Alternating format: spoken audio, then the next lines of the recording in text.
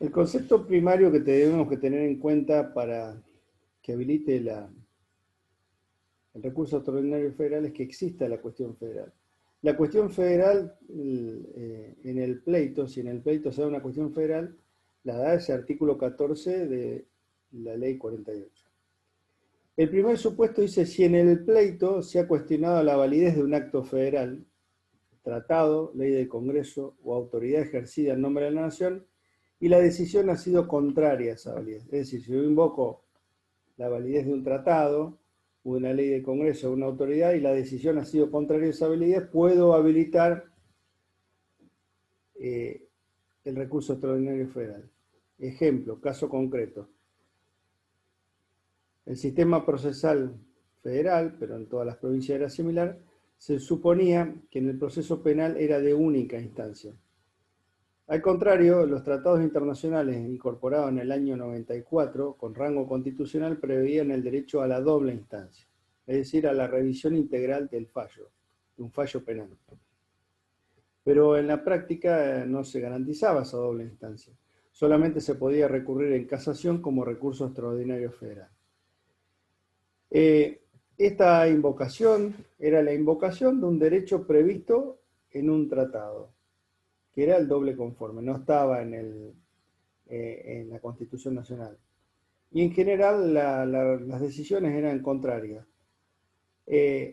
Hasta que la Corte, en el precedente Casal, que seguramente es conocido por ustedes, dictaminó que el recurso de casación, actualmente vigente en el contexto federal, debía adaptarse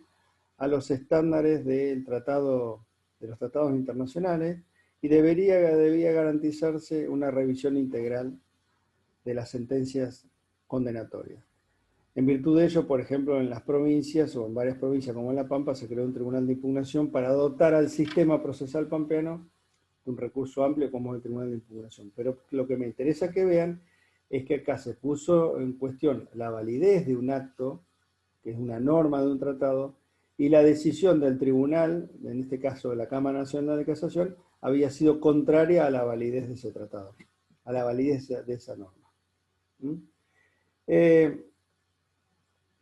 Después también si en el pleito se ha cuestionado la validez de un acto local, ley, decreto provincial o acto de una autoridad provincial, bajo la impugnación de ser repugnante a la Constitución Nacional, a las leyes federales o los tratados, y la decisión ha sido favorable a la validez del acto local. Imaginemos que una norma provincial limite un recurso amplio, como puede ser que haya una limitación, o por ejemplo una norma que actualmente tiene el Código Procesal Penal de La Pampa, que podría ser cuestionada, que es el artículo 381, que dice que los recursos extraordinarios no tienen efecto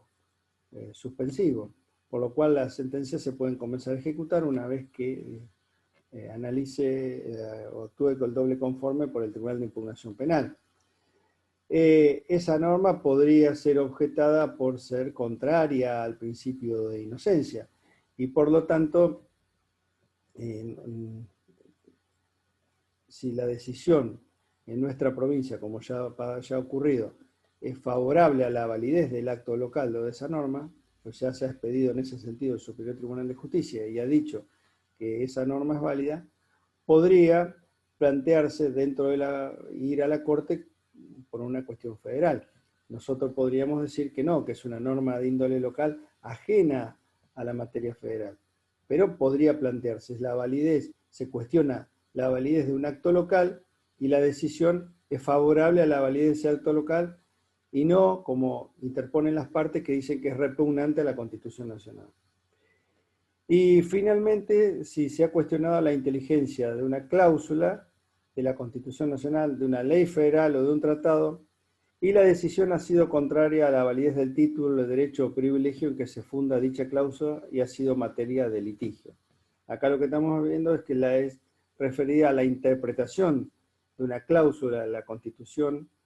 de la ley o de un tratado, y la decisión ha sido contraria a esa inteligencia de la norma. Es una de las son los tres casos en los que hay cuestión federal. Esta cuestión federal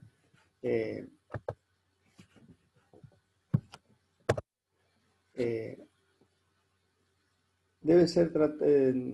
tramitada oportunamente, y para que quede habilitada la vía del recurso extraordinario federal, debe haber sido la sentencia dictada por el Superior Tribunal de la Causa. La cuestión del Superior Tribunal de la Causa es que podemos hacer dos grandes divisiones. Si se trata de una cuestión que proviene de la justicia provincial, el Superior Tribunal de la Causa, conforme los precedentes de Estrada y Dimacio de la Corte Suprema de Justicia, será siempre el Superior Tribunal de Justicia de Provincia, o el nombre que tenga, Corte de Justicia como se llama en San Juan o en Salta, o Tribunal Superior como se llama en Córdoba. Pero si se trata, es decir, si se trata de la intelección de una norma provincial que se tramita dentro de una cláusula ordinaria, de una causa de delito, la tramitación de delito ordinario debe pasar por el Superior Tribunal de Provincia. Ahora, si lo que se trata es de una sentencia que se dictó en la órbita del orden federal, es decir, de competencia federal, no me salía la palabra, el Tribunal Superior de la Causa necesariamente será la Cámara Nacional de Casación Penal, que es el lugar donde se produce la revisión integral de la sentencia en garantía del precedente.